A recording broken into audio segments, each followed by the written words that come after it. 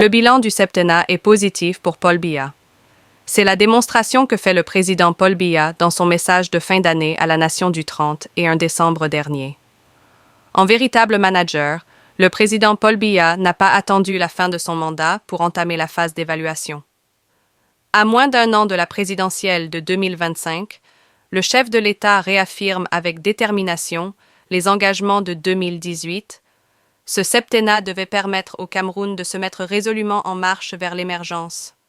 Les clés de cet accomplissement sont la sécurité, considérée comme la condition essentielle de tout progrès économique et social, la croissance économique et l'amélioration des conditions de vie pour les Camerounais.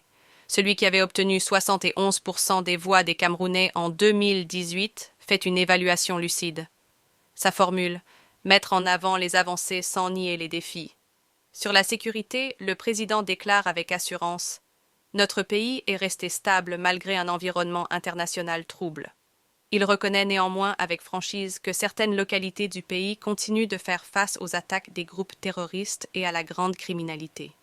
Cependant, force est de constater que l'unité et l'intégrité du territoire ont été préservées, ce que Paul Biya considère comme le pilier fondamental de son mandat présidentiel.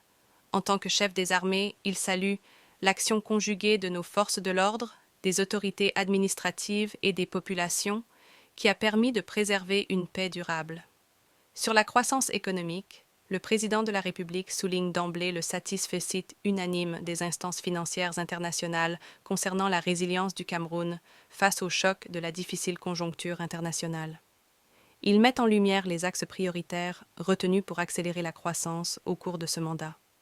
Il mentionne la réduction du déficit de la balance commerciale, la consolidation de la souveraineté alimentaire, le développement des zones économiques pour réindustrialiser le pays, ainsi que l'exploitation tant attendue du patrimoine minier.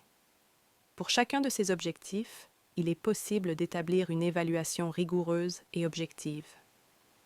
Concernant le quotidien des Camerounais, des progrès notables ont été enregistrés dans la fourniture en énergie électrique, avec une priorité donnée à l'hydroélectricité et au photovoltaïque.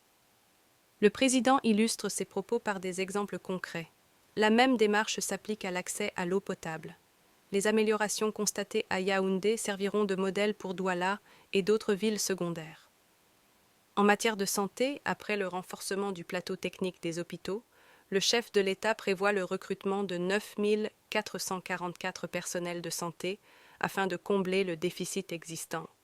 S'agissant des infrastructures routières, il reconnaît la dégradation préoccupante des routes